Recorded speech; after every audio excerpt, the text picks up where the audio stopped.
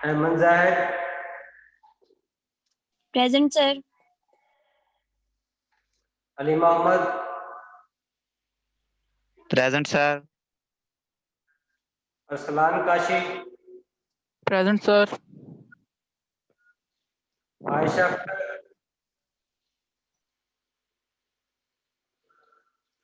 Ayesha Akhtar,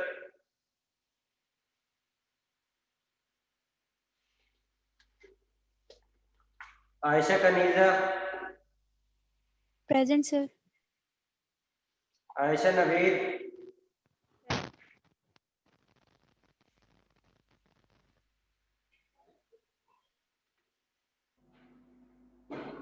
Faiza Irshad, present sir.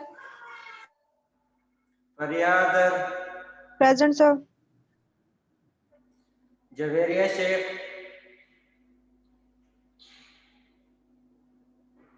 Javeria Sheikh,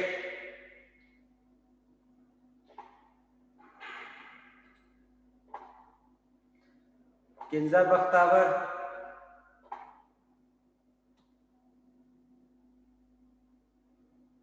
Kinza Bakhtawar, Mohammad Arsalan Majeed, present sir. Nimra Afzal, present sir. Nimra Sadiq, present sir. Nimra Shahid,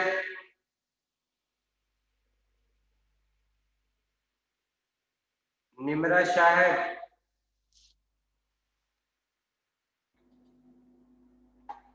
Noorul Ain, present. Rizwanullah Khan, yes sir.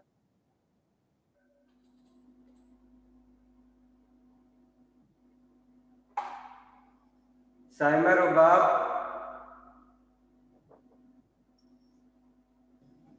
Present sir. Sana Gaffar,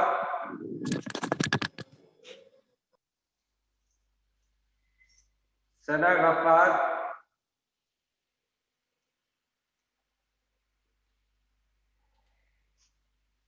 सीरत Rani, present.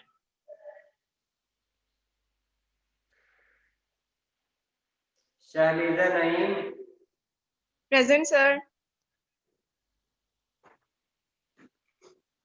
Syeda Sumaiya, present sir. Tauseef Ahmed, present sir. Usama Gulzar, जी Usama Gulzar,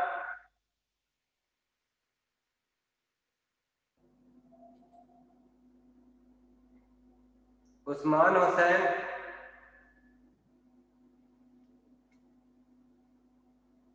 Usman Hussain,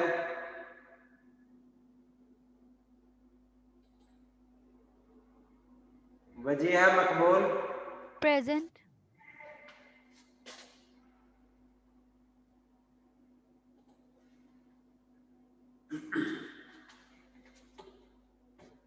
sir मेरा नाम नहीं आया।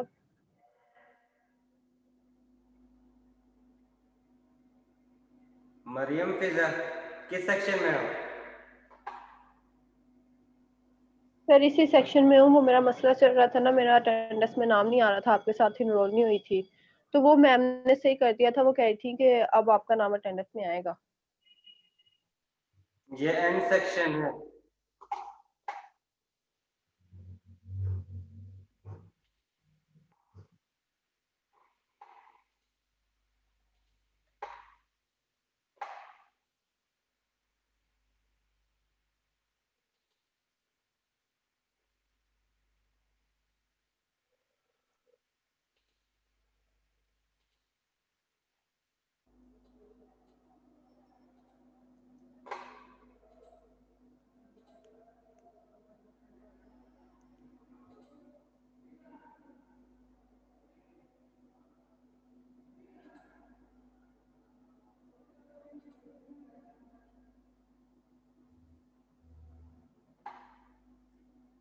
नमस्कार।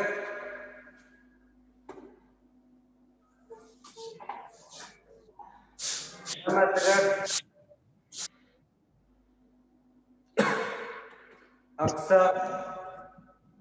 Present. Atiqur Rahman.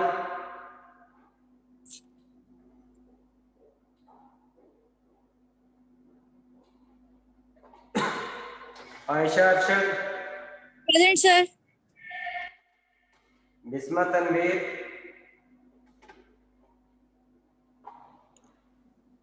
Bisma Tanveer.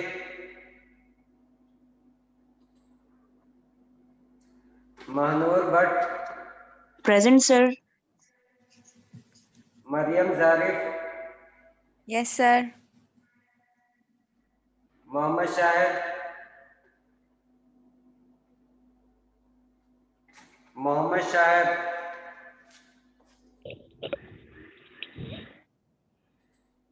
Mohammad Shoaib. Yes, sir. नूर Fatima. Present, sir. Rabia Nazar. Rabia नजर।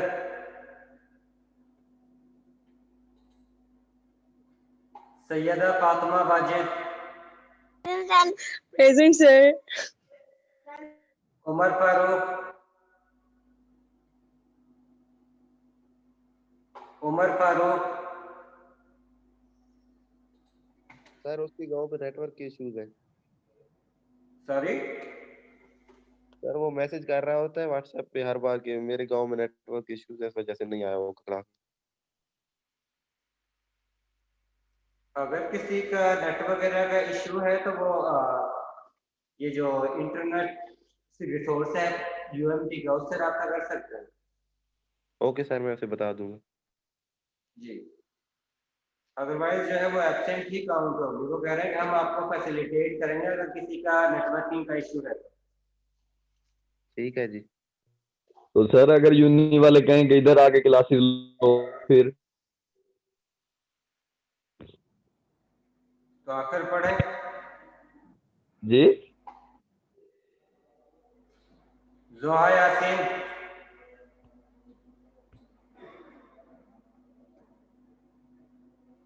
जोहा यासीन।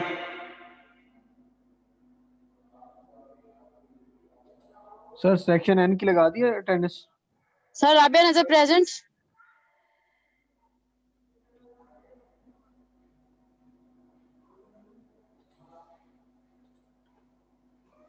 सर मेरी अटेंडेंस भी लगा दें सर। क्लास से बाद में होगी।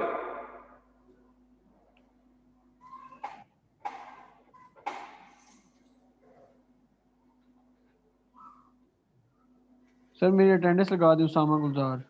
क्लास के बाद होगी। Okay sir.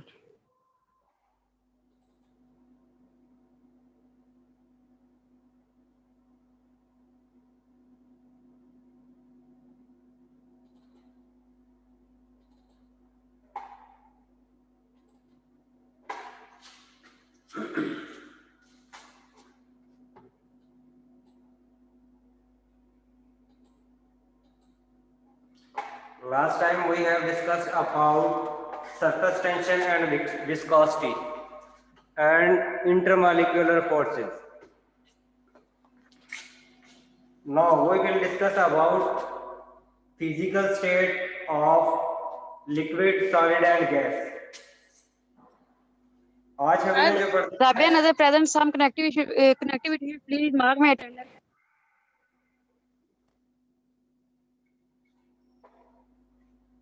अगर इसके बाद किसी की आवाज आई तो मैंने उसको एब्सेंट ही काउंट करना है, क्लास से बाहर निकाल देना है।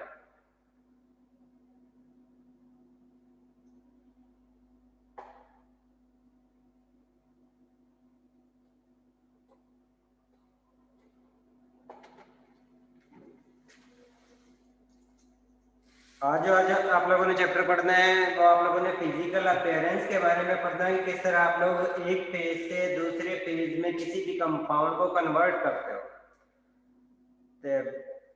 What are the factors which affect during the phase change? और कौन कौन से फैक्टर हैं जिनकी वजह से आप लोग एक फेज से दूसरे फेज में कन्वर्ट होने के लिए क्या रिक्वायरमेंट आप लोगों को चाहिए, और कुछ फैक्टर के जरिए आप लोग आसानी से एक फेज से दूसरे फेज में कन्वर्ट हो सकते हो। आप लोगों को ये पता है कि आप लोगों के जो जिस वक्त सॉलिड फेज में होते हैं उस कंडीशन में मॉलिक्यूल एक दूसरे के ज्यादा करीब होते हैं, और मॉलिक्यूल्स जितने एक दूसरे के ज्यादा करीब होंगे उनके दरमियान फोर्स ऑफ इंटरेक्शन उतनी ही ज्यादा होगी, और मॉलिक्यूल्स के दरमियान जितनी स्पेस ज्यादा होगी इसका मतलब उनके दरमियान फोर्स ऑफ इंटरेक्शन उतनी ही कम होगी। इसी वजह से हम कह सकते हैं कि जिस वक्त हम सॉलिड से लिक्विड फॉर्म में और लिक्विड फेज से गैस फॉर्म में कन्वर्ट होते हैं तो उस कंडीशन में मॉलिक्यूल्स के दरमियान फोर्स ऑफ इंटरेक्शन जो है वो डिक्रीज होती है। अब फोर्स ऑफ इंटरेक्शन जो है वो डिफरेंट टाइप्स की होती है, वो भी हम नेक्स्ट में पढ़ेंगे तो कितनी टाइप्स की होती है और वो किस तरह इनकी अफेक्ट करती है। जिस वक्त हम मॉलिक्यूल्स को सॉलिड फॉर्म से लिक्विड फॉर्म में और लिक्विड फॉर्म से गैस फॉर्म में कन्वर्ट करते हैं तो उस कंडीशन में बेसिकली हम उनके दरमियान स्पेस जो है वो जनरेट करते हैं, और जितनी उनके दरमियान स्पेस होगी इसका मतलब है कि मॉलिक्यूल्स के दरमियान डिस्टेंस उतना ही ज्यादा होगा, और मॉलिक्यूल्स के दरमियान जितना डिस्टेंस ज्यादा होगा इसका मतलब है कि उनके दरमियान इंटरेक्शन उतनी ही कम होगी, और जितनी मॉलिक्यूल के दरमियान इंटरेक्शन कम होगी इसका मतलब है कि वो आसानी से मूव कर सकते हैं। जिस तरह कि अगर आप यहाँ पर क्लास हो रही होती क्लासरूम के अंदर तो उस वक्त आपकी क्लास में से किसी स्टूडेंट ने यहाँ पर शोर नहीं करना था, लेकिन अब आप लोग घरों से क्लास अटेंड कर रहे हो जिसकी वजह से आप लोग जो है क्लास में डिस्टरबेंस भी क्रिएट कर रहे हो। अब ये डिस्टेंस है जिसकी वजह से आप लोग क्लास का जो सिस्टम है उसको डिस्टर्ब कर रहे हो। अगर यहाँ पर मेरे सामने क्लास अटेंड कर रहे होते तो उस कंडीशन में इंटरेक्शन होनी थी और उसकी वजह से आप लोग क्लास को डिस्टर्ब नहीं कर सकते थे। इसके बाद जब भी आप लोग एक फेज से दूसरे फेज में कन्वर्ट होते हो यानी कि सॉलिड से लिक्विड में, लिक्विड से गैस फॉर्म में, तो उस कंडीशन में आप लोगों के पास मॉलिक्यूल्स के दरमियान जितनी स्पेस ज्यादा जनरेट होगी उतना ही कंप्रेसिबिलिटी का फैक्टर जो है वो डोमिनेट आना शुरू हो जाता है। When we convert solid material into liquid and liquid material into gas form, then their volume also increase. The volume of solid material is low. The volume of liquid material is larger than solid material, and gas form molecules have much more volume. कि जिस वक्त molecules gas form में होते हैं तो उस condition में जितना भी आप लोग उनको वॉल्यूम प्रोवाइड करते हो तो गैस फॉर्म में मॉलिक्यूल्स टोटल वॉल्यूम को ऑक्यूपाई कर सकते हैं। लेकिन जिस वक्त आप लोग लिक्विड या सॉलिड फॉर्म की बात करते हैं तो उस कंडीशन में उनका एक स्पेसिफिक वॉल्यूम होता है। इसी वजह से जिस वक्त आप लोगों के पास सॉलिड से लिक्विड में, लिक्विड से गैस फॉर्म में कन्वर्ट होते हैं तो उस कंडीशन में उनका दरमियान डिस्टेंस जो है वो चेंज होता है। सपोज अगर आप लोगों के पास एक वाटर मॉलिक्यूल है और वाटर मॉलिक्यूल आप लोगों के पास 3 स्टेट पर एग्जिस्ट करता है, सॉलिड फॉर्म में भी, लिक्विड फॉर्म में भी और गैस फॉर्म में। जिस वक्त वाटर जो है लिक्विड फॉर्म में होता है तो उस कंडीशन में इनके दरमियान फोर्स ऑफ इंटरेक्शन जो है वो सॉलिड की निस्बत कम होती है और गैस मॉलिक्यूल की निस्बत ज्यादा होती है। इसी तरह जिस वक्त वो सॉलिड फॉर्म में होता है तो उस कंडीशन में फोर्स ऑफ इंटरेक्शन वाटर के मॉलिक्यूल्स के दरमियान सबसे ज्यादा होती है। और आप लोगों को ये भी पता है कि जिस वक्त आप लोग लिक्विड फॉर्म से सॉलिड फॉर्म में कन्वर्ट होते हो तो उस कंडीशन में मॉलिक्यूल्स के दरमियान एक स्पेसिफिक ऑर्डर होता है, और उस ऑर्डर की वजह से जिस वक्त वाटर मॉलिक्यूल लिक्विड फॉर्म से सॉलिड फॉर्म में या आइस में कन्वर्ट होता है तो उस कंडीशन में इनके दरमियान स्पेस जो है वो जनरेट हो जाती है, जिसकी वजह से सॉलिड आइस की डेंसिटी जो है वो वाटर की निस्बत कम होती है। क्यों? क्योंकि इनके दरमियान स्पेस जो है वो ज्यादा है। जिस तरह आप लोगों को स्लाइड में शो हो रहा है कि आप लोगों के पास ये वाटर मॉलिक्यूल है और ये आप लोगों के पास आइस फॉर्म में है, वाटर मॉलिक्यूल आइस फॉर्म में। अब जिस वक्त आप लोग आइस फॉर्म में इसको चेक करते हैं तो उस कंडीशन में आइस फॉर्म में आइस के जो मॉलिक्यूल है उनके दरमियान स्पेस ज्यादा है, और जिस वक्त वाटर जो है लिक्विड फॉर्म में है उस कंडीशन में इनके दरमियान स्पेस जो है वो कम है। इसका मतलब है कि जिस वक्त आप लोग वाटर को लिक्विड फॉर्म से सॉलिड फॉर्म में कन्वर्ट करते हो तो उस कंडीशन में इनके दरमियान स्पेस जो है वो जनरेट होती है। वो स्पेस जनरेट क्यों होती है? क्योंकि मॉलिक्यूल्स एक स्पेसिफिक ऑर्डर के साथ, एक स्पेसिफिक पैटर्न के साथ एक दूसरे के साथ अटैच होते हैं, और उसी वजह से उनके दरमियान स्पेस जो है वो जनरेट हो जाती है, जिसकी वजह से आइस की डेंसिटी वाटर की निस्बत, लिक्विड फॉर्म की निस्बत कम होती है। इसके बाद जिस वक्त आप लोग लिक्विड फॉर्म को कन्वर्ट करते हो गैस फॉर्म में तो उस कंडीशन में इनके दरमियान स्पेस बहुत ज्यादा हो जाती है। इससे हम कह सकते हैं कि जिस वक्त आप लोग किसी भी मटेरियल को कन्वर्ट करते हो सॉलिड से लिक्विड और लिक्विड से गैस फॉर्म में, तो उस कंडीशन में स्पेस सबसे ज्यादा गैस फॉर्म में मौजूद होगी।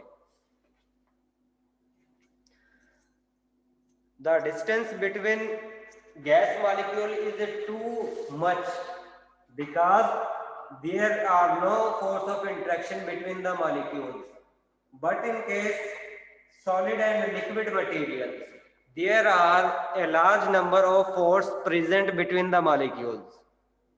जिस वक्त मॉलिक्यूल्स गैस फॉर्म में होते हैं तो उस कंडीशन में उनके दरमियान फोर्स ऑफ इंटरेक्शन ना होने के बराबर होती है, यानी कि एक मॉलिक्यूल दूसरे मॉलिक्यूल से इतने डिस्टेंस पर होते हैं कि वो एक दूसरे को इंटरेक्ट नहीं करते।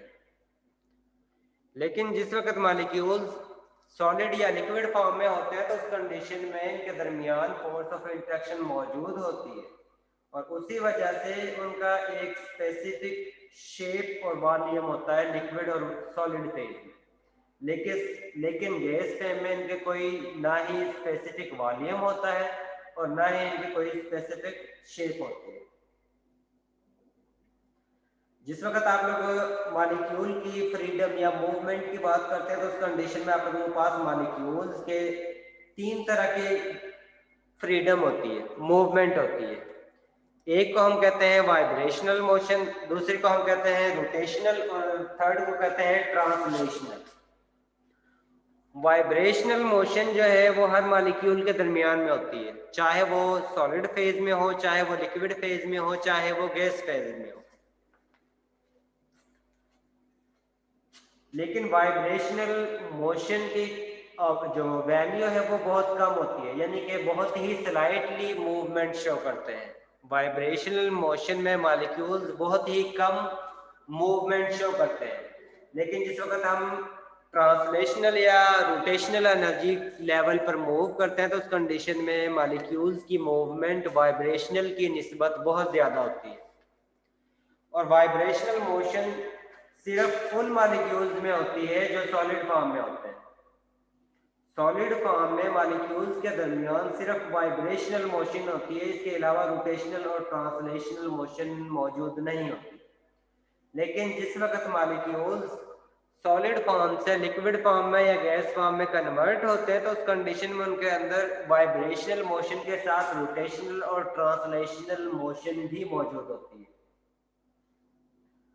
और ये एनर्जी इसकी वजह से जो मूवमेंट है मॉलिक्यूल्स की वो ज्यादा होती है, क्योंकि मूवमेंट की वजह से आप लोगों के पास मॉलिक्यूल्स के अंदर काइनेटिक एनर्जी होती है, और काइनेटिक एनर्जी यानी कि जितनी उनकी मूवमेंट ज्यादा होगी उतनी उनकी काइनेटिक एनर्जी ज्यादा होगी, और जितनी काइनेटिक एनर्जी ज्यादा होगी इसका मतलब है कि वो मॉलिक्यूल्स फ्रीली मूव कर सकते हैं।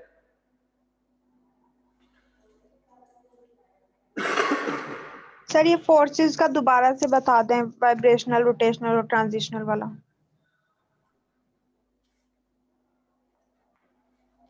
मैंने कहा है कि मॉलिक्यूल्स के दरमियान 3 तरह की मूवमेंट होती है, मोशन होती है, हरकत होती है। इनका नाम हम देते हैं vibrational, rotational and translational. Vibrational motion जो है वो बहुत ही कम वैल्यू की होती है, यानी कि ये कह लो स्लाइटली मूवमेंट को हम वाइब्रेशनल मूवमेंट कहते हैं। अगर उससे ज्यादा मूवमेंट होती है तो उसको हम कहते हैं रोटेशनल। और इसके बाद थर्ड है ट्रांसलेशनल मूवमेंट। ट्रांसलेशनल मूवमेंट इतनी ज्यादा होती है जिस तरह गैस के मॉलिक्यूल इंडिपेंडेंटली मूव करते हैं, यानी कि अपनी मर्जी से एक कॉर्नर से दूसरे कॉर्नर तक वो मूव कर सकते हैं। इनकी एनर्जी लेवल की बेस पर इनकी मूवमेंट को 3 टाइप्स में डिवाइड किया है, जिनका नाम जो है वो वाइब्रेशनल, रोटेशनल और ट्रांसलेशनल मोशन कहते हैं। ट्रांसलेशनल मोशन में सबसे ज्यादा मूवमेंट होती है और इस दौरान मॉलिक्यूल्स के दरमियान फोर्स ऑफ इंटरेक्शन ना होने के बराबर होती है। और वाइब्रेशनल मोशन जो है वो सबसे कम वैल्यू है मूवमेंट की। जिस तरह आप लोग वॉक करते हैं, कुछ जो है स्पीड के साथ मूव करते हैं, कुछ जो है रन करते हैं, कुछ जो है स्लो चलते हैं। इसी तरह मॉलिक्यूल्स की मोशन को 3 टाइप्स में डिवाइड करते हैं। एक को हम वाइब्रेशनल कहते हैं, एक को रोटेशनल और एक को ट्रांसलेशनल। वाइब्रेशनल में बस स्लाइटली वो मूव करते हैं, उसके बाद फिर अपनी पोजीशन पर आ जाते हैं, फिर स्लाइटली मूव करते हैं, फिर दोबारा से अपनी ओरिजिनल पोजीशन पर आ जाते हैं। Excuse me sir. जी सर वाइब्रेशनल में वो अपनी एक फिक्स प्लेस पे नहीं वाइब्रेट करते, मतलब उसी प्लेस पे रह के वाइब्रेट करते रहते हैं। वाइब्रेशनल मोशन में वो अपने मीन पोजीशन के टू एंड फ्रो यानी कि आगे पीछे मूव कर रहे होते हैं, लेकिन अपनी मीन पोजीशन के लिहाज से उनकी एग्जैक्ट पोजीशन वही होती है। सर जैसे सिंपल हार्मोनिक मोशन होती है ऐसे भी हम कह सकते हैं। बिल्कुल सेम इसी तरह जिस तरह सिंपल हार्मोनिक मोशन होती है। लेकिन उस केस में अगर उसका एम्पलीट्यूड ज्यादा होता जाता है तो उसकी बेस पर हम उनको डिफरेंट नाम देते हैं। एक rotational, vibrational and translational. Vibrational में एम्पलीट्यूड बहुत कम होता है, अगर उससे ज्यादा एम्पलीट्यूड होना शुरू हो जाता है तो उसको हम कहते हैं रोटेशनल वाइब्रेशन होना शुरू हो गई है। अगर उससे भी ज्यादा एम्पलीट्यूड इंक्रीज हो जाता है तो उस कंडीशन में हम कहते हैं ये ट्रांसलेशनल मूवमेंट। ठीक है। इसके बाद के आप लोगों के पास जिस वक्त मटेरियल 3 फॉर्म में एग्जिस्ट करता है तो उस कंडीशन में उनकी प्रॉपर्टी क्या है। जिस वक्त मटेरियल आप लोगों के पास सॉलिड फॉर्म में होगा तो उसकी शेप फिक्स होगी, उसकी शेप के बारे में आप बता सकते हैं कि उसकी एग्जैक्ट शेप क्या है। लेकिन जिस वक्त वो लिक्विड फॉर्म में या गैस फॉर्म में होगा तो उस कंडीशन में आप लोग उसकी फेज के बारे में नहीं बता सकते कि उसकी शेप किस तरह की, टेट्राहेड्रल है, राउंडिक है या किस तरह की है। इसी तरह अगर आप लोगों के पास कंपाउंड मटेरियल जो है वो सॉलिड या लिक्विड फॉर्म में है तो उस कंडीशन में आप लोग उसके वॉल्यूम के बारे में बता सकते हो, लेकिन गैस मॉलिक्यूल के वॉल्यूम के बारे में एग्जैक्ट नहीं बता सकते, क्योंकि गैस फॉर्म में मॉलिक्यूल्स के दरमियान डिस्टेंस जो है वो बहुत ज्यादा होता है और उसकी वजह से आप लोग गैस मॉलिक्यूल के एग्जैक्ट वॉल्यूम के बारे में नहीं बता सकते। लेकिन जिस वक्त मॉलिक्यूल्स लिक्विड फॉर्म में या सॉलिड फॉर्म में होता है तो उस कंडीशन में उनके दरमियान स्पेस बहुत कम होती है, जिसकी वजह से हम आसानी से उनका वॉल्यूम बता सकते हैं। इसके बाद नेक्स्ट पॉइंट है कंप्रेसिबिलिटी। कंप्रेसिबिलिटी का मतलब है कि अगर आप लोग उनको प्रेशर अप्लाई करते हो तो उस कंडीशन में वो कंप्रेस हो सकते हैं या नहीं हो सकते। तो इस कंडीशन में जिनके दरमियान स्पेस ज्यादा होगी उनको हम कंप्रेस कर सकते हैं, जिनके दरमियान स्पेस कम होगी उनको हम कंप्रेस नहीं कर सकते। अब जिस तरह सॉलिड और लिक्विड मॉलिक्यूल के दरमियान स्पेस मौजूद नहीं होती इसलिए हम उनको कंप्रेस नहीं कर सकते, लेकिन मॉलिक्यूल्स जो गैस फॉर्म में एग्जिस्ट करते हैं उनके दरमियान बहुत ज्यादा स्पेस होती है, जिसकी वजह से उनको हम आसानी से कंप्रेस कर सकते हैं। एक्सक्यूज मी वो सर। वाले जिस वक्त आप लोगों के पास मटेरियल लिक्विड या गैस फॉर्म में हो गए तो उस कंडीशन में मॉलिक्यूल्स फ्लो कर सकते हैं, मूव कर सकते हैं। मॉलिक्यूल्स जो है सॉलिड फॉर्म में फ्लो नहीं कर सकते। इसके बाद इंटरमॉलिक्यूलर फोर्सेस की बेस पर जिस वक्त हम इनको डिफरेंशिएट करते हैं तो उस कंडीशन में सबसे ज्यादा strong intermolecular forces solid form में होती हैं, उसके बाद लिक्विड फॉर्म में होती हैं, और सबसे कम इंटरमॉलिक्यूलर फोर्सेस जो हैं वो गैस फॉर्म में एग्जिस्ट करती हैं।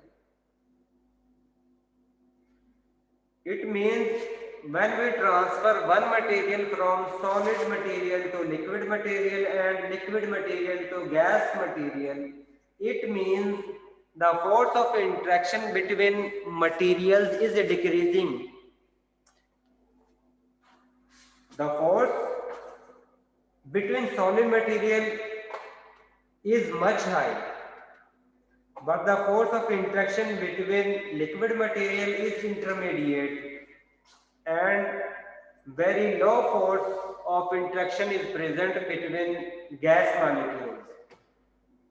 इसका मतलब है कि वो वाले मॉलिक्यूल जो सॉलिड फॉर्म में होंगे उनके दरमियान फोर्स ऑफ इंटरेक्शन सबसे ज्यादा स्ट्रॉन्ग होगी, और वो वाले मॉलिक्यूल जो लिक्विड फॉर्म में एग्जिस्ट करते हैं उनके दरमियान फोर्स ऑफ इंटरेक्शन जो है वो दरमियान में होगी, और वो वाले मॉलिक्यूल्स जो गैस फॉर्म में एग्जिस्ट करते हैं उनके दरमियान फोर्स ऑफ इंटरेक्शन बहुत ही कम होगी।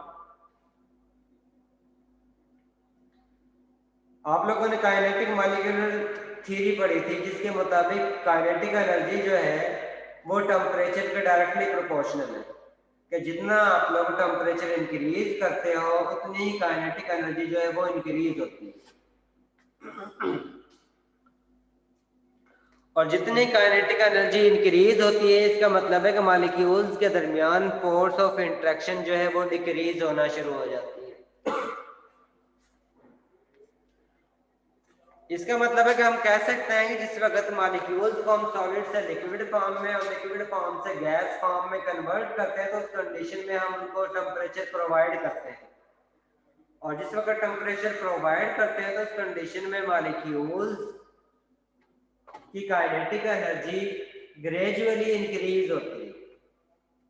सॉलिड मॉलिक्यूल की काइनेटिक एनर्जी कम होगी, लिक्विड मॉलिक्यूल की काइनेटिक एनर्जी सॉलिड की निस्बत ज्यादा होगी, और गैस मॉलिक्यूल की काइनेटिक एनर्जी सॉलिड और लिक्विड मटेरियल की निस्बत ज्यादा होगी। इसका मतलब है कि जितना हम टेम्परेचर इंक्रीज करते जाएंगे उस कंडीशन में मॉलिक्यूल्स की काइनेटिक एनर्जी इंक्रीज होती जाएगी, और उसके रेफरेंस से इंटरमॉलिक्यूलर फोर्सेस जो है वो वीक होना शुरू हो जाएंगे।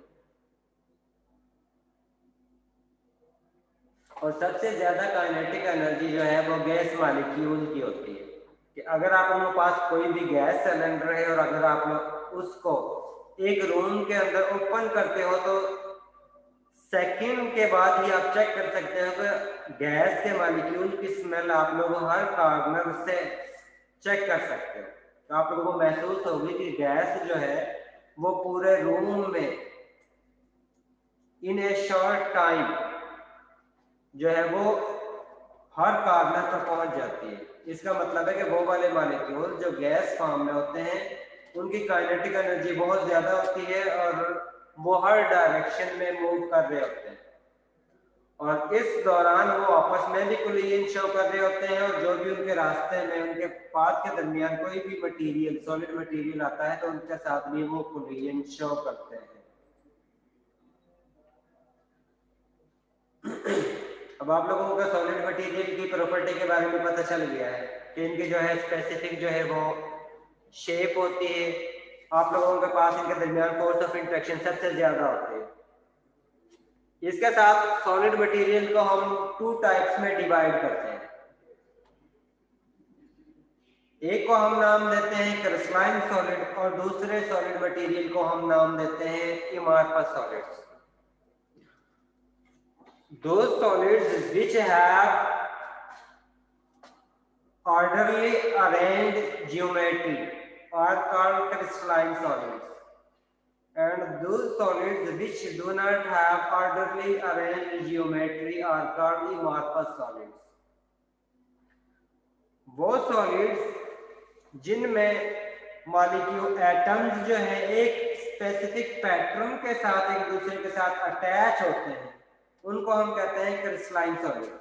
और उसकी एग्जांपल हमारे पास साल्ट्स की आती है, जिस तरह सोडियम क्लोराइड है या शुगर है या डायमंड है। ये ऐसी मिसालें हैं जो आप लोगों के पास क्रिस्टलाइन सॉलिड को शो करती हैं। इनके दौरान मॉलिक्यूल एटम्स जो हैं उनके एक स्पेसिफिक ऑर्डर के साथ अटैचमेंट होती है, और दूसरे ऐसे सॉलिड्स होते हैं जिनमें एटम्स एक स्पेसिफिक ऑर्डर के साथ एक दूसरे के साथ अटैच नहीं होते, और उन सॉलिड्स को हम कहते हैं अमॉर्फस सॉलिड्स। जिस तरह क्लास के दौरान आप लोगों को बिठाया जाता है तो आप लोग रफली बैठते हो, अपनी मर्जी से बैठ जाते हो, तो इस तरह का जो है बैठना उसको हम कहते हैं अमॉर्फस। और जिस वक्त आप लोगों का फाइनल पेपर होते हैं या मिड पेपर होते हैं तो उस कंडीशन में आप लोगों को एक तरतीब के साथ बिठाया जाता है। उस तरतीब के साथ बिठाने को हम कहते हैं crystalline. Those solids which have orderly arranged of their atoms in a geometry is called crystalline solid, and those solids which do not have orderly arrangement of atoms in their geometry are called amorphous solids।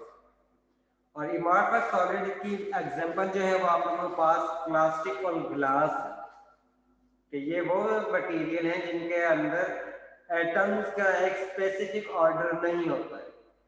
वो वाले solid जिनमें atoms की एक specific arrangement हो उनको हम crystalline solid कहते हैं, और वो वाले सॉलिड्स जिनमें एटम्स रेगुलर पैटर्न के साथ अटैच ना हो, अपनी मर्जी से एक दूसरे के साथ अटैच हो, तो उनको हम कहते हैं अमॉर्फस सॉलिड। ये आप लोगों के पास एक शेप दिखाई गई है जिसमें दिया हुआ है कि आप लोगों के पास मॉलिक्यूल जो है वो एक स्पेसिफिक ऑर्डर के साथ अटैच है। ये मॉलिक्यूल, उसके बाद ये वाला एटम, उसके बाद ये एटम, फिर ये एक स्पेसिफिक ऑर्डर के साथ है, और इस तरह का हम सॉलिड को कहते हैं हम क्रिस्टलाइन सॉलिड। इसके बाद नेक्स्ट शेप है जिसमें मॉलिक्यूल्स जो हैं वो अमॉर्फस इन नेचर है, यानी कि एक दूसरे के साथ एक स्पेसिफिक ऑर्डर के साथ अटैच नहीं है, जिस तरह ये शेप है। अब इसके बारे में हम एग्जैक्ट नहीं बता सकते कि फर्स्ट एटम कौन सा है, दूसरा एटम कौन सा है, तीसरा एटम कौन सा है, लेकिन इससे पहले वाली जो है इसके बारे में हम एग्जैक्ट बता सकते हैं कि फर्स्ट एटम कौन सा है, सेकंड कौन सा है, थर्ड कौन सा है, फोर्थ कौन सा है।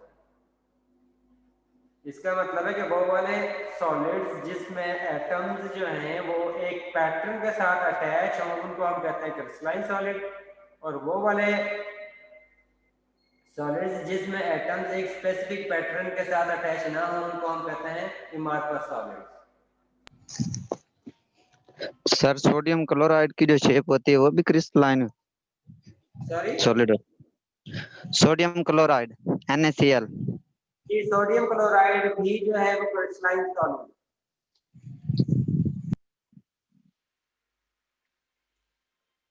इसके बाद लिक्विड मटेरियल आप लोगों ने पढ़ा है कि जिस वक्त हम लिक्विड को गैस से कंपेयर करते हैं तो उस कंडीशन में लिक्विड मॉलिक्यूल्स के दरमियान स्पेस बहुत कम होती है, या ये भी कह सकते हो कि स्पेस जो है ना होने के बराबर होती है।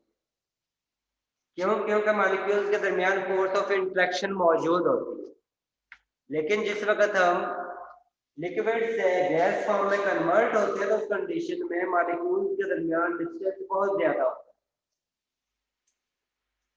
जिसकी वजह से गैस मॉलिक्यूल को हम कंप्रेस कर सकते हैं, लेकिन लिक्विड मटेरियल को हम कंप्रेस नहीं कर सकते। इसी वजह से हम कहते हैं कि गैस के मॉलिक्यूल जो हैं उनमें कंप्रेसिबिलिटी फैक्टर है। क्यों? क्योंकि उनके दरमियान स्पेस बहुत ज्यादा है, इसी वजह से उनको हम कंप्रेस कर सकते हैं, लेकिन वो मॉलिक्यूल्स जो लिक्विड फॉर्म में हैं उनको हम कंप्रेस नहीं कर सकते, क्योंकि वो ऑलरेडी एटम्स एक दूसरे के बहुत क्लोज हैं। जिस तरह अगर आपके पास एक रूम है और उसमें मैक्सिमम कैपेसिटी जो है वो 50 स्टूडेंट की आ सकती है, और आप लोगों से कहा जाए कि इस रूम के अंदर 100 स्टूडेंट को अलाउ करें, तो उसमें से 100 स्टूडेंट तो नहीं आ सकते ना, क्योंकि पहले जो 50 स्टूडेंट है उन्होंने भी रिपल्शन शुरू कर देनी है। उन्होंने कहना कि यहाँ पर हम ही बड़ी मुश्किल से बैठे हुए हैं, बाकियों को वापस करें। और अगर वही 50 का जो रूम है उसमें सिर्फ 5 स्टूडेंट बैठे हों और उनसे कहा जाए कि मजीद जो है 10 स्टूडेंट और इसमें आ सकते हैं, तो इसका मतलब है कि वो स्टूडेंट 10 मजीद स्टूडेंट जो है उसमें आसानी से आ सकते हैं, क्योंकि पहले वाले 5 स्टूडेंट के दरमियान स्पेस जो है वो बहुत ज़्यादा है।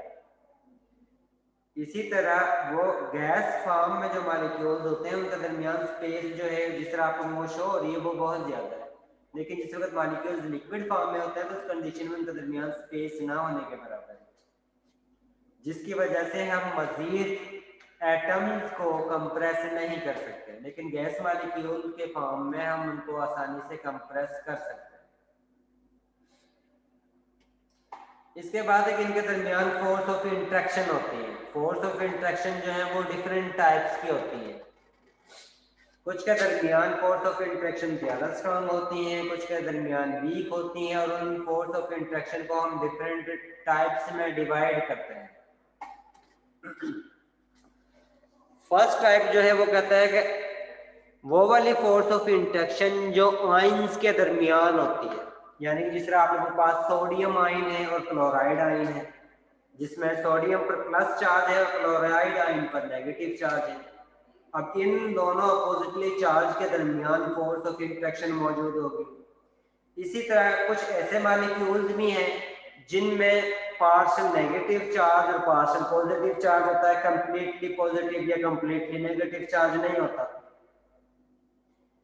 इस तरह भी फोर्स ऑफ इंट्रैक्शन मौजूद होती है। कुछ ऐसी फोर्स ऑफ इंट्रैक्शन भी होती हैं जो वेरी शॉर्ट टाइम इंटरवल के लिए इंड्यूस होती है और उसके बाद खत्म हो जाती है। ऐसी फोर्स ऑफ इंट्रैक्शन जो वेरी शॉर्ट टाइम के लिए इंड्यूस होती है उसके बाद खत्म हो जाती हैं, ये उन कंपाउंड या मॉलिक्यूल के दरमियान होती हैं जो नॉन पोलर होते हैं, जिन पर ना ही पार्शियल पॉजिटिव चार्ज होता है ना ही पार्शियल नेगेटिव चार्ज होता है। और उन फोर्स ऑफ इंट्रैक्शन की वजह से मॉलिक्यूल एक दूसरे के करीब होते हैं। अगर वो फोर्स ऑफ इंट्रैक्शन खत्म हो जाती है तो उस कंडीशन में मॉलिक्यूल जो है अपनी मर्जी से घूमते फिरेंगे, और अगर वो फोर्स ऑफ इंट्रैक्शन मौजूद होती है तो उस कंडीशन में वो मॉलिक्यूल एक दूसरे के साथ अटैच होंगे, एक दूसरे के साथ कनेक्टेड होंगे। और उसी फोर्स ऑफ इंट्रैक्शन की बेस पर हम मटेरियल या कंपाउंड को 3 फेज में डिवाइड करते हैं, और उसी फोर्स ऑफ इंट्रैक्शन की वजह से हम उनके मेल्टिंग और बॉइलिंग पॉइंट के बारे में बताते हैं। उसी फोर्स ऑफ इंट्रैक्शन की वजह से हम बताते हैं कि इनका वेपर प्रेशर कम है या ज़्यादा। ये सारी चीज़ें हमें उन इंटरमॉलिक्यूलर फोर्सेस की बेस पर पता चलती है।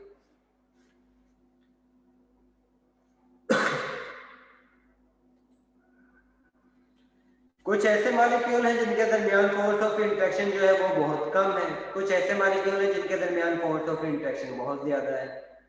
वो वाले मॉलिक्यूल जिनके दरमियान फोर्स ऑफ इंट्रैक्शन बहुत ज़्यादा है उनका मेल्टिंग और बॉइलिंग पॉइंट भी बहुत ज़्यादा होगा, और वो वाले मॉलिक्यूल्स जिनके दरमियान फोर्स ऑफ इंट्रैक्शन बहुत कम है उनका मेल्टिंग एंड बॉइलिंग पॉइंट भी कम होगा।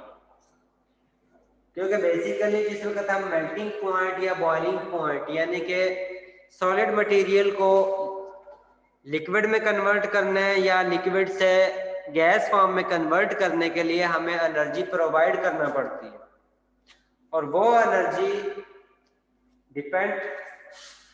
एनर्जी की क्वांटिटी डिपेंड करती है कि आप लोगों के मॉलिक्यूल के दरमियान फोर्स ऑफ इंट्रैक्शन कम है या ज्यादा है।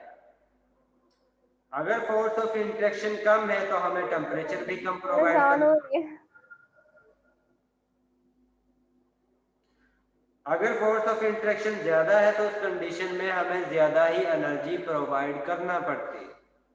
उसी कंडीशन में मटेरियल सॉलिड से लिक्विड फेज और लिक्विड से गैस फॉर्म में कन्वर्ट होता है।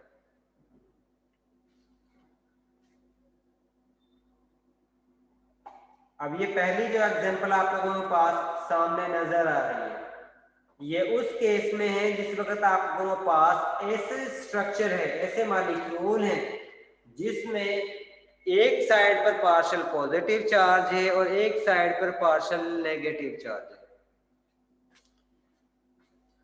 इस कंडीशन में इनके दरमियान जिस वक्त फोर्स ऑफ इंट्रैक्शन जनरेट होगी तो पॉजिटिव टर्मिनल नेगेटिव टर्मिनल को अपनी तरफ अट्रैक्ट करेगा, नेगेटिव टर्मिनल पॉजिटिव टर्मिनल को अपनी तरफ अट्रैक्ट करेगा। जिस तरह आप लोग पढ़ते हो oppositely charge species interact with each other, कि वो वाली स्पीशी जिन पर अपोजिट चार्ज होता है वो एक दूसरे को अट्रैक्ट करती है। इसी तरह कुछ ऐसे मॉलिक्यूल्स भी हैं जिसमें ओरिजिनल फॉर्म में कोई चार्ज नहीं होता है, लेकिन जिस वक्त मॉलिक्यूल्स एक दूसरे के करीब आते हैं तो उस कंडीशन में उनके दरमियान फोर्स ऑफ इंट्रैक्शन भी होती है, फोर्स ऑफ रिपल्शन भी होती है। क्योंकि आप लोगों को पता है कि जिस वक्त एटम्स एक दूसरे के करीब आते हैं तो उस कंडीशन में न्यूक्लियस पर प्लस चार्ज होता है, इलेक्ट्रॉन पर नेगेटिव चार्ज होता है। तो उस कंडीशन में न्यूक्लियस जो है, एक एटम का न्यूक्लियस दूसरे एटम के इलेक्ट्रॉन को अपनी तरफ अट्रैक्ट करेंगे और पहले एटम का न्यूक्लियस दूसरे एटम के न्यूक्लियस को रिपेल करेगा, जिसकी वजह से आप लोगों के पास इस तरह की शेप जो है वो जनरेट होती है। एक साइड पर आप लोगों के पास पॉजिटिव चार्ज आ जाता है, दूसरे मॉलिक्यूल का नेगेटिव चार्ज जो है अपोजिटली साइड पर आ जाता है, जिसकी वजह से इनके दरमियान फोर्स ऑफ इंट्रैक्शन जो है वो जनरेट हो जाती है।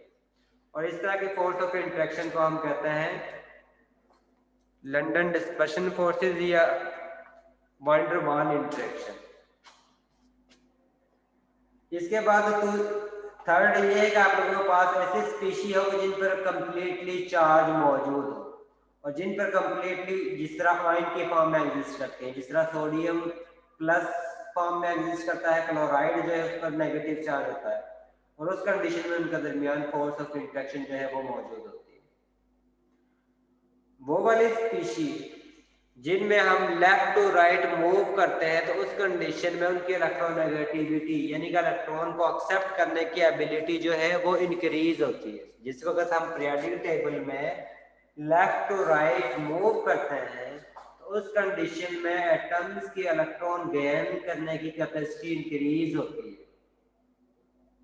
और जिस वक्त हम पीरियोडिक टेबल में टॉप टू बॉटम मूव करते हैं तो उस कंडीशन में किसी भी एटम के इलेक्ट्रॉन एक्सेप्ट करने की कैपेबिलिटी जो है वो डिक्रीज होती है। इसलिए हम कह सकते हैं कि वो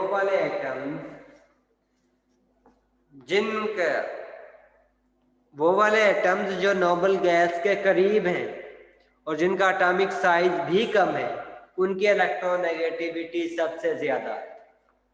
और वो वाले एटम जो नोबल गैसेस से सबसे डिस्टेंस पर है उनका और जिनका एटॉमिक साइज ज्यादा है उनके इलेक्ट्रोनेगेटिविटी जो है सबसे कम है। यानी कि वो वाले एटम जिस तरह ये है हैलोजन, उसके बाद ऑक्सीजन वाली फैमिली, उसके बाद नाइट्रोजन फैमिली।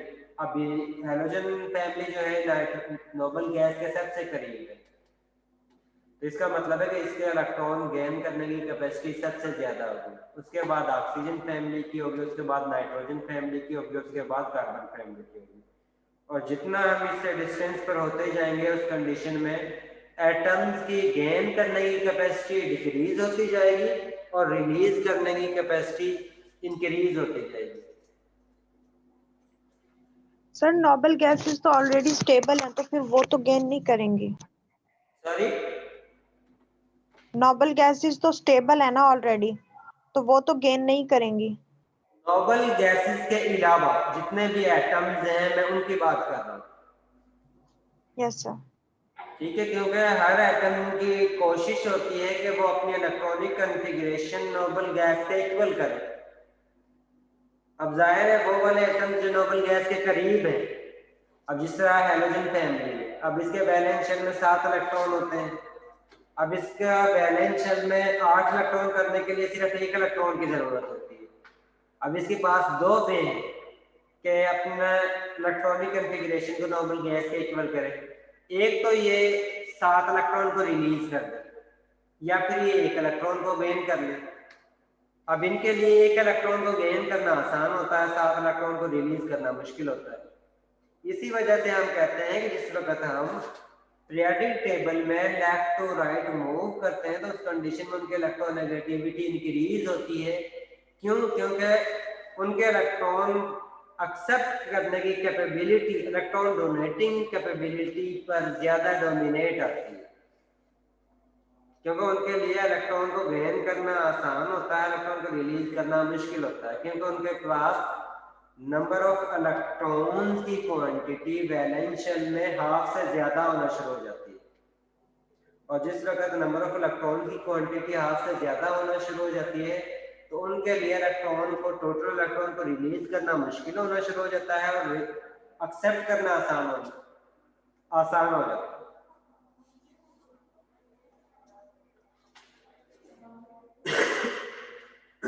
इसी तरह जिस वक्त हम टॉप टू बॉटम मूव करते हैं तो उस कंडीशन में न्यूक्लियस इलेक्ट्रॉन को ज्यादा फोर्स के साथ अट्रैक्ट नहीं कर पाता, क्योंकि जितना डिस्टेंस ज्यादा होगा, जिस तरह अब आप लोग दूर बैठे हो, मुझे नहीं पता कि आप लोग लेक्चर को अटेंड कर रहे हो या नहीं कर रहे, ना ही मेरी यानी अब इतनी फोर्स है कि मैं आप लोगों को देख सकता हूँ कि आप लोग पढ़ भी रहे हो या नहीं पढ़ रहे हो।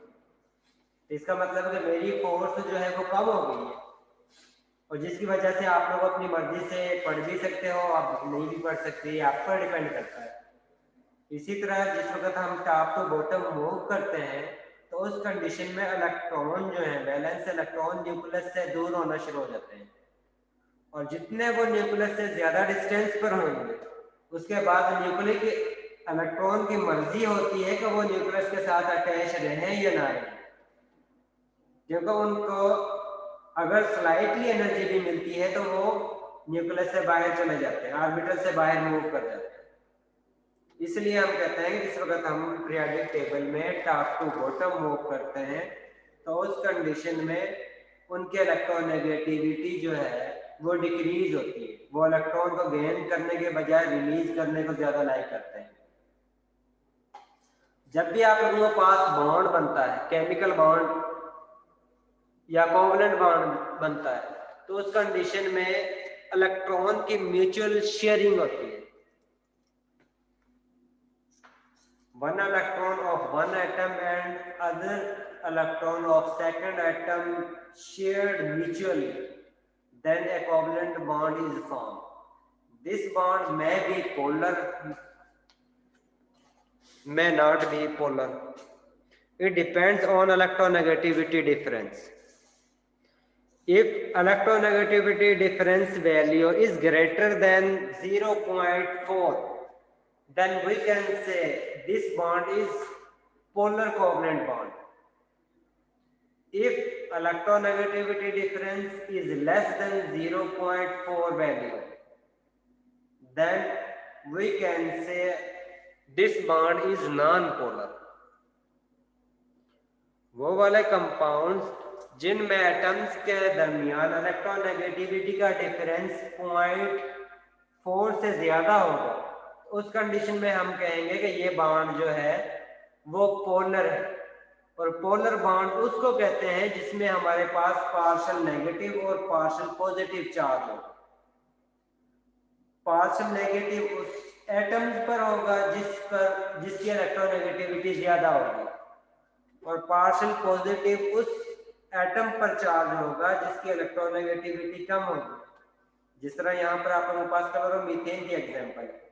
अब इसमें जिस वक्त हम इलेक्ट्रोनेगेटिविटी डिफरेंस चेक करते हैं तो क्लोरीन की इलेक्ट्रोनेगेटिविटी 3.3 के राउंड अबाउट है, और कार्बन की इलेक्ट्रोनेगेटिविटी 2.3 है।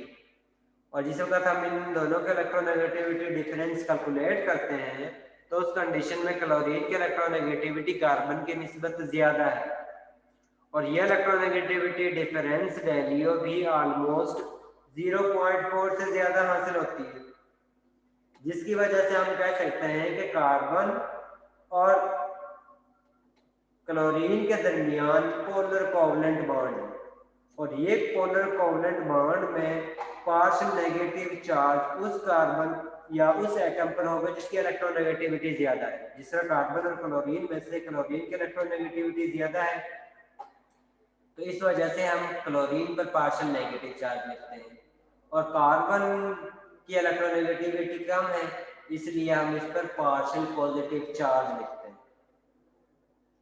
और इसको हम डाइपोल मोमेंट से शो करते हैं, जिसकी डायरेक्शन जो है पॉजिटिव से लेकर नेगेटिव की तरफ होती है।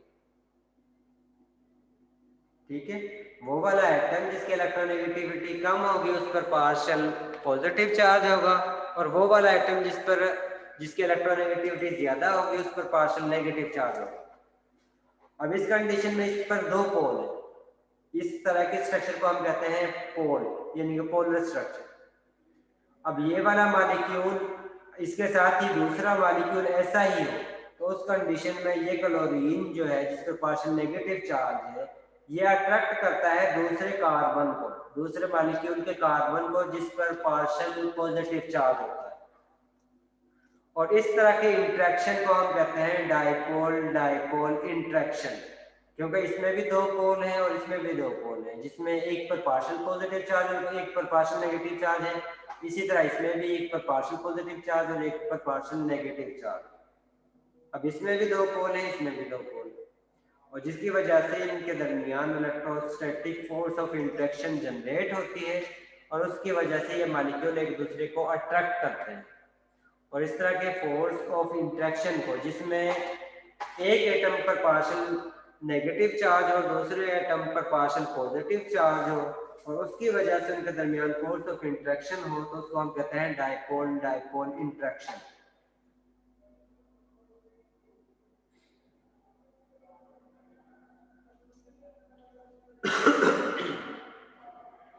इसी तरह यहाँ पर आप लोगों के पास एग्जांपल दी हुई अमोनिया की। अमोनिया में नाइट्रोजन और हाइड्रोजन के दरमियान बॉन्ड बना हुआ है, तो नाइट्रोजन की इलेक्ट्रोनेगेटिविटी ज्यादा है, हाइड्रोजन की इलेक्ट्रोनेगेटिविटी कम है, जिसकी वजह से आप लोगों के पास हाइड्रोजन पर जो है वो पार्शियल पॉजिटिव चार्ज आता है, नाइट्रोजन पर पार्शियल नेगेटिव चार्ज आता है, जिसकी वजह से आप लोगों के पास अमोनिया मॉलिक्यूल के दरमियान फोर्स ऑफ इंटरेक्शन जो है वो मौजूद होती है।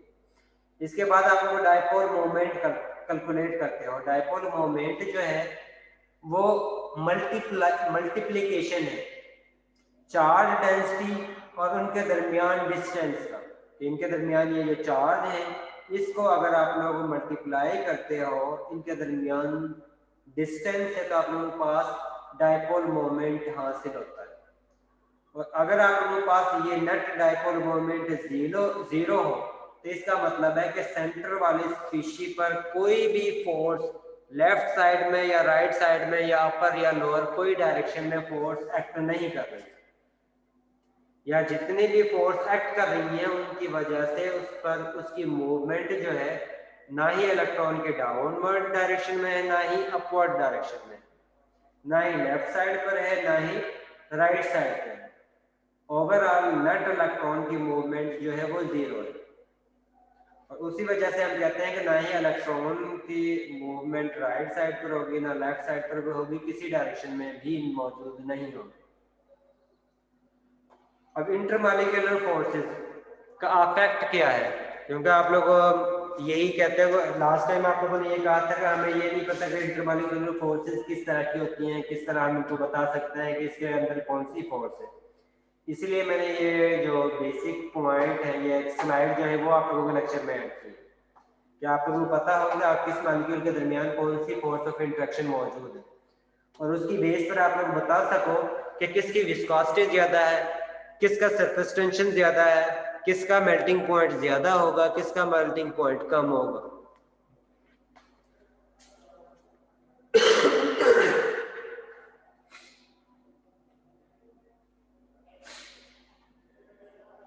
Intermolecular forces, ion dipole forces.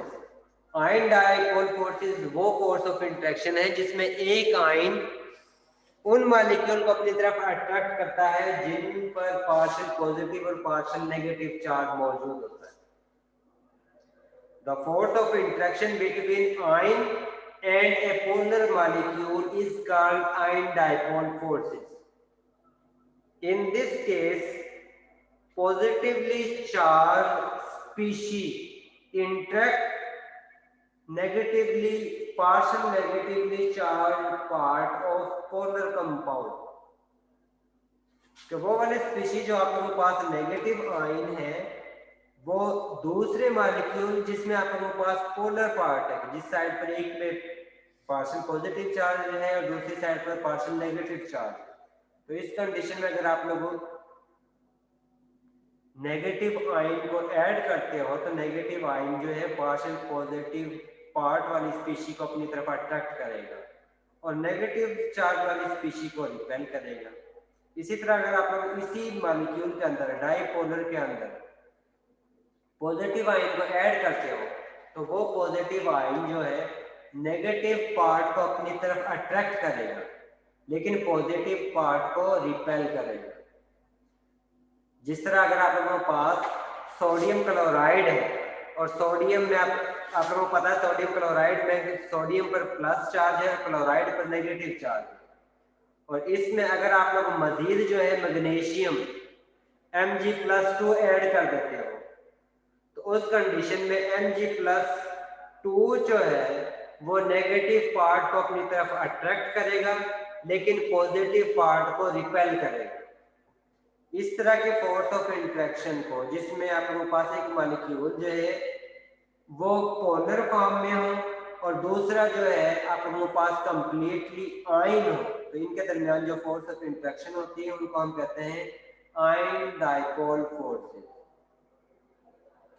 इसके बाद वो वाले मॉलिक्यूल जिसमें आप लोगों के पास पार्शियल पॉजिटिव और पार्शियल नेगेटिव चार्ज स्पीशी के दरमियान फोर्स ऑफ इंटरेक्शन हो उनको हम कहेंगे dipole dipole forces.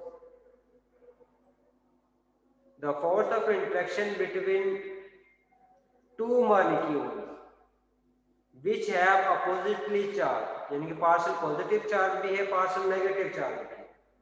Partial positive terminal of one molecule interact partial positive terminal of other molecule। Partial negative terminal of one molecule interact partial positive part of other molecule is called dipole dipole forces। कैसे molecule जिसमें एक molecule का positive terminal partial positive terminal interact करता है दूसरे molecule के partial negative terminal को, तो इस तरह की फोर्स ऑफ इंटरेक्शन को हम कहते हैं डाइपोल डाइपोल फोर्सेस।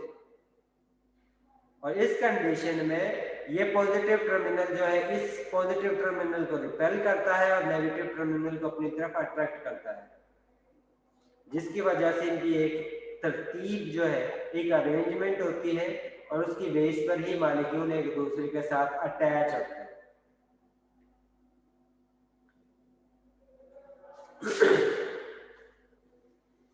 अब यहाँ पर आप लोगों के पास कुछ एग्जांपल दी हुई है जिसमें आप लोगों के पास प्रोपेन है, डाईमिथाइल ईथर है, मिथाइल क्लोराइड है, मिथाइल साइनाइड, इसके साथ उनका डाइपोल मोमेंट भी दिया हुआ है, उसके साथ उसका बॉइलिंग पॉइंट की वैल्यू दी हुई है।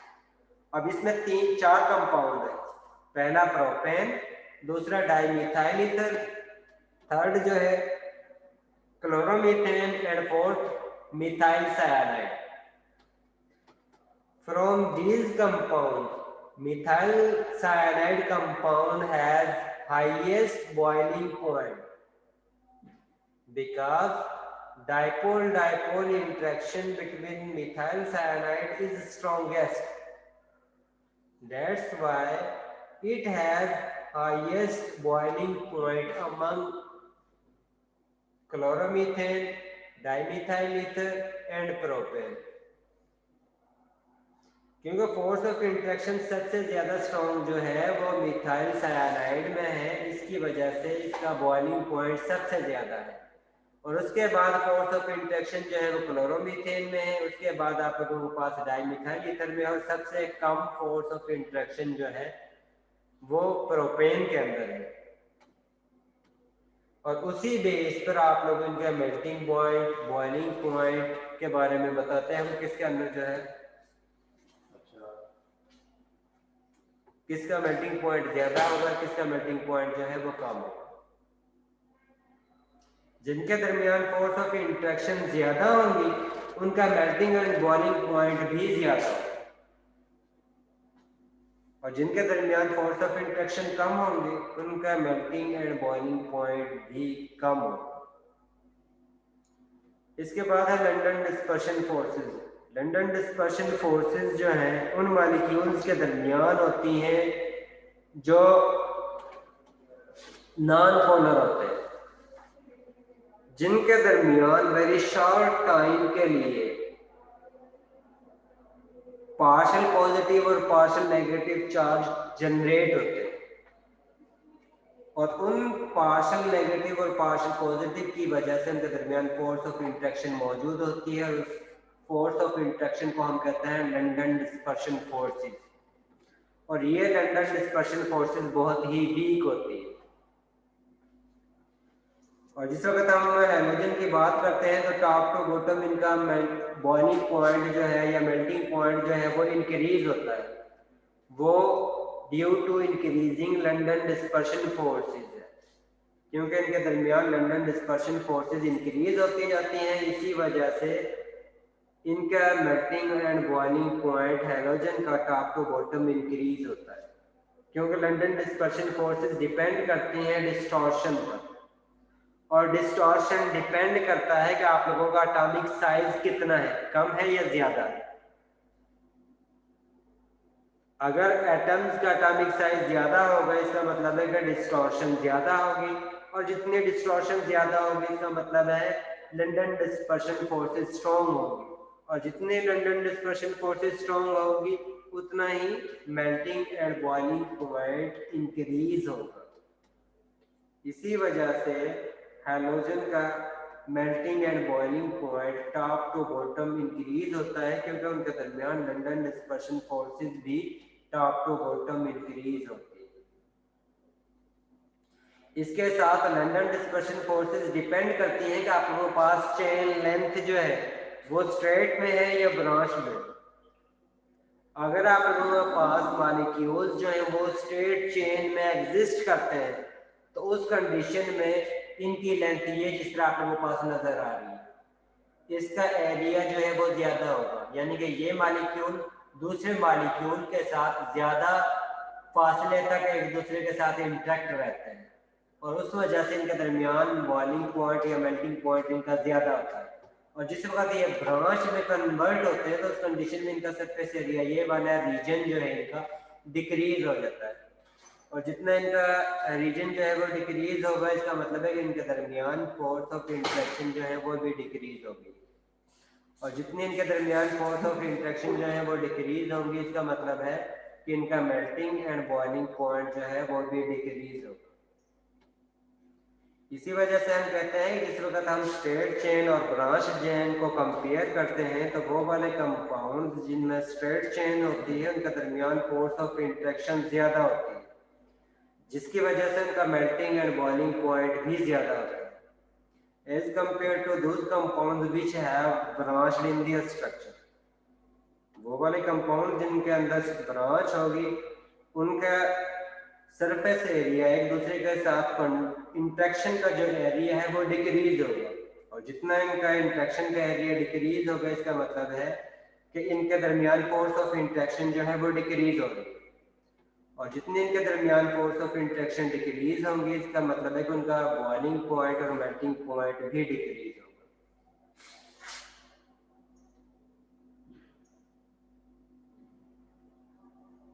इसके बाद लास्ट टाइप है हाइड्रोजन बॉन्डिंग।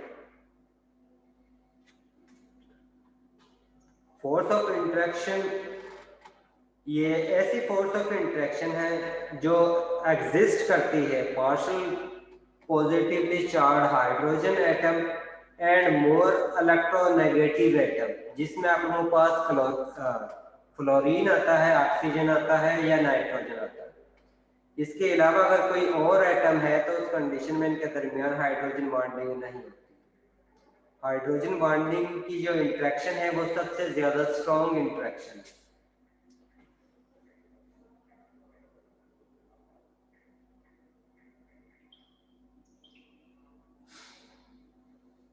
जब भी आप लोग इंटरमॉलिक्यूलर फोर्सेस को कंपेयर करते हो तो उस कंडीशन में सबसे ज़्यादा फोर्स ऑफ इंट्रैक्शन जो है, सबसे ज़्यादा स्ट्रॉन्ग जो है वो हाइड्रोजन बॉन्डिंग होगी। उसके बाद आप लोगों के पास आयन डाइपोल इंट्रैक्शन होगी। उसके बाद आप लोगों के पास डाइपोल डाइपोल इंट्रैक्शन होगी। और सबसे वीक फोर्स ऑफ इंट्रैक्शन जो है वो लंदन डिस्पर्शन फोर्सेज होंगी। आप लोगों ने जब भी मॉलिक्यूल्स को कंपेयर करना है तो उस कंडीशन में आप लोगों ने सबसे पहले ये बताना है कि मॉलिक्यूल्स के दरमियान फोर्स ऑफ इंट्रैक्शन जो है वो हाइड्रोजन बॉन्डिंग है, या आयन डाइपोल इंट्रैक्शन है, या डाइपोल डाइपोल इंट्रैक्शन है, या लंदन डिस्पर्शन फोर्सेज है। और उसके बाद आप लोगों ने इसी ऑर्डर में उनको लिखना है कि वो वाले मॉलिक्यूल्स जिनके दरमियान हाइड्रोजन बॉन्डिंग होगी तो उनका मेल्टिंग एंड बॉइलिंग पॉइंट भी सबसे ज़्यादा होगा। और वो वाले मॉलिक्यूल्स जिनके दरमियान आयन डाइपोल इंट्रैक्शन होगी और इसके साथ आप लोगों के पास डाइपोल डाइपोल इंट्रैक्शन होगी, तो वो वाले मॉलिक्यूल जिनके दरमियान हाइड्रोजन बॉन्डिंग होगी उनका मेल्टिंग और बॉइलिंग पॉइंट ज़्यादा होगा। उसके बाद जो है आयन डाइपोल वाले मॉलिक्यूल का होगा, उसके बाद डाइपोल डाइपोल मॉलिक्यूल का होगा, उसके सबसे लास्ट में वो मॉलिक्यूल आप लोगों ने लिखने हैं जिनके दरमियान लंदन डिस्पर्शन फोर्सेस मौजूद होंगे।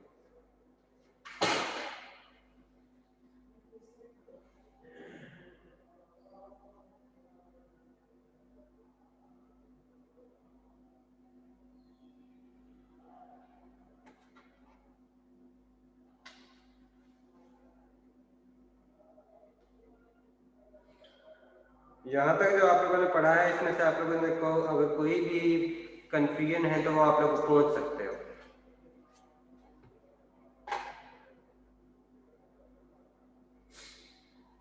Excuse me sir. ये रिकॉर्डिंग एलएमएस पे अपलोड कर देंगे ना सर? सॉरी, ये रिकॉर्डिंग क्या कहा है?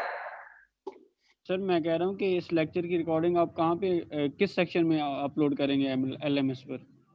ये आप लोगों का लेक्चर जो है लेक्चर नंबर 15 शुरू है ना,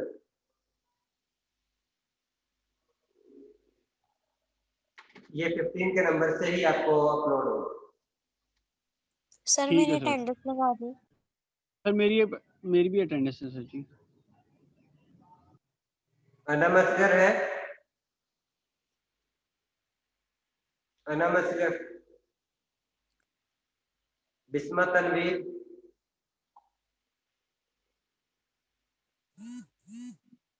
Mohammad Shahid,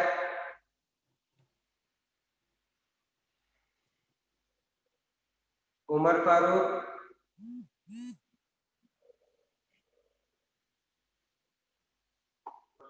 Zuha Yasin. Present sir.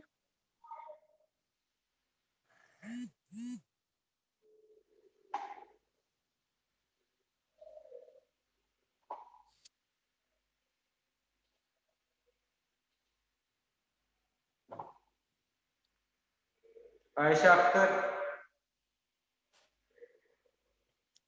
Javeria Sheikh, present sir. Kinza Bakhtawar,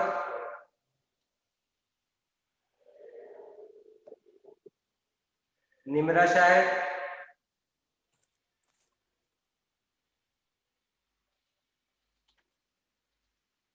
रिजवानुल्लाह Khan,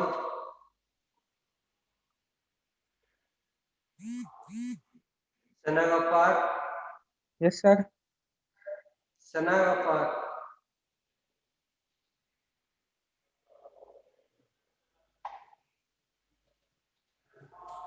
Usama Gulzar. जी सर मैं। सर निमरा शाहिद प्रेजेंट, आपने मेरी नहीं लगाई। उसामा गुलजार, यस सर मैं प्रेजेंट हूँ सर।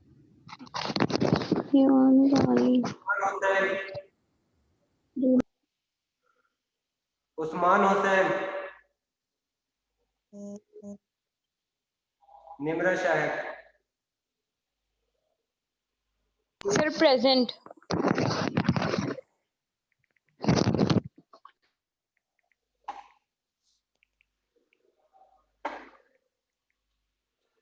ठीक है, आप लोग लीव कर सकते हो। अगर इसमें से कुछ पूछना है तो पूछ सकते हो।